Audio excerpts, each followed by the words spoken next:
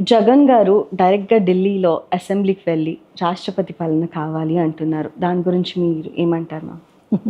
అంటే యాక్చువల్‌గా ఒక్కొక్కసారి నవ్వొస్తుంటది. కొంతమంది నోట్లోంచి కొన్ని పదాలు వినకూడదమ్మా. అవి ఎలా అనిపిస్తుంటాయంటే బూతుల్లాగా వినిపిస్తుంటాయి.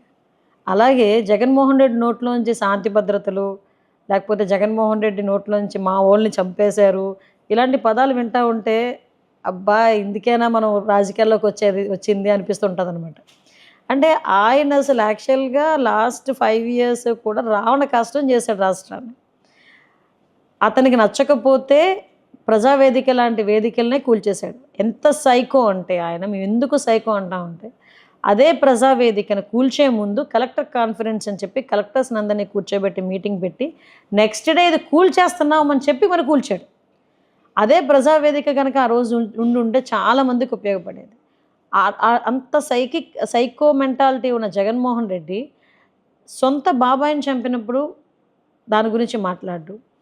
కోడికత్తి డ్రామా ఆడినప్పుడు దాని గురించి కోర్టుకెళ్ళడు. ఎంతోమంది ఆడపిల్లలు తన ఇంటి చుట్టుపక్కలే అత్యాచారాలకు గురై చచ్చిపోతే ఏ రోజు బయటకొచ్చి మాట్లాడినవాడు. ఎంతోమంది రైతులు ఆత్మహత్యలు చేసుకున్న రోజు కూడా బయటకొచ్చి మాట్లాడినవాడు.